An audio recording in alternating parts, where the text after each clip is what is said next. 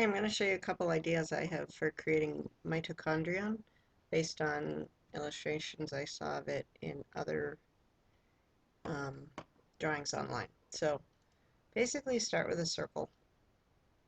Then you want to squish it in because of course they're more oval-like. So I'm going to select that with my selection tool. I'm going to hit S to scale and I'm going to squish it in. Now since I want it to have some depth, I'm going to switch to the push-pull tool and do that. I think now there's a couple schools of thought here. One is what I did over to the left over here, which I don't think was the most effective, but let me show you how I did that. I started with using the offset tool here to create an edge. Then what I did is I zoomed in, and I took the freehand tool, and I started drawing. I found that it worked the best if you don't start tracing till you get one of those light blue midpoint tools.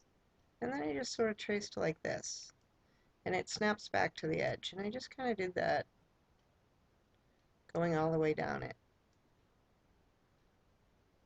And I'm not exactly sure which shape is the best for this part here. So now I'm sort of doing box-like things, but when I was doing it earlier, some of mine were more pointed like that. So I'm not sure which is the most accurate. You could probably look in your textbook to see which better represents the mitochondrion.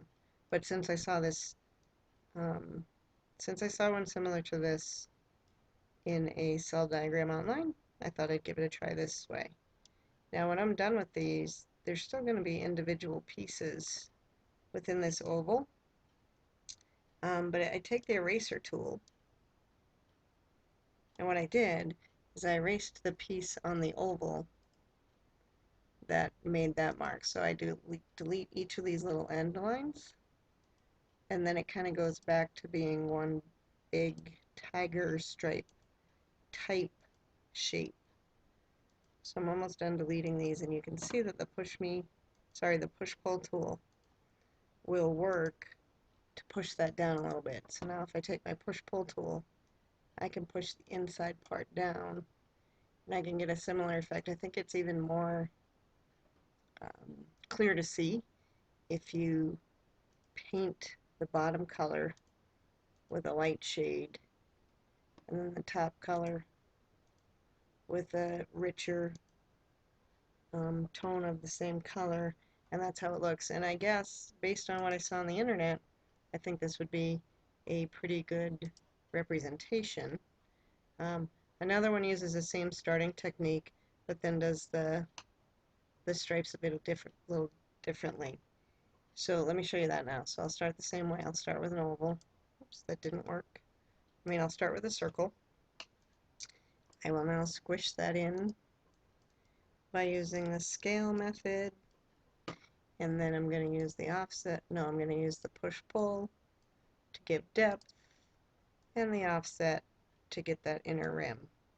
And now the other thing I saw, I'm just going to try, it's going to be a little hard, I'm going to try it just with the freehand tool. Now what's making it difficult is it hit the outside edge. So let me try to zoom a little bit and do this. What I saw was this type of thing here. So that's what I'm attempting to do. If it continues to snap to the edge, it's going to be kind of hard for me to do that. But let's see.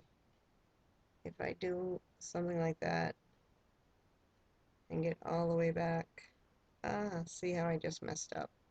So I'm not sure if this is an easier way to go or not, because you do have to get back to the center. And then you're going to have to clean this part, which of course some of the cleanup I can do with the eraser. And I can try using the freehand again to make that a little more authentic. And because I was zoomed in at a weird level, I messed that up a little bit too. But if I reconnect these things and delete the other little bits, I might be able to use the push-pull to raise or lower that. And this version of it's not going to be very good, but at least maybe it'll show you that it's a different approach to take to get that mitochondrion in. So let's see if the push-pull works. It looks like it's not going to work. And I think it's probably because of this corner. Let me try to patch this corner a little bit. If I go straight over there, zoom in here, delete some of these pieces. Oops, that deleted too much, so I'm going to undo. That did the same thing, so it looks like I'm in a little bit of trouble here. Let me see what this does. See if the push-pull works here. Oops, I didn't switch to the push-pull. Yeah, so it does work there. So that is another approach you can take um, by bringing that up. Now, if you do a better job drawing with the freehand tool, then it's going to be a more effective piece of work. I would even push this part down a little. Um, so you could probably use that method with the freehand tool and the ovals to get a good facsimile.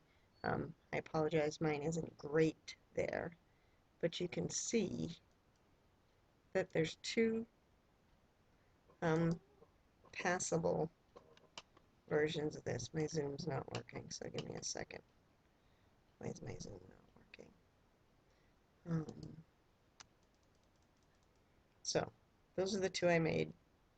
They're adequate. I think with more time and doing it a little more slow, I would get a better representation. So don't settle for this version here. Take some time to use the freehand tool more carefully. But I think the process will work for you. Just be a little more particular about what you accept as good work.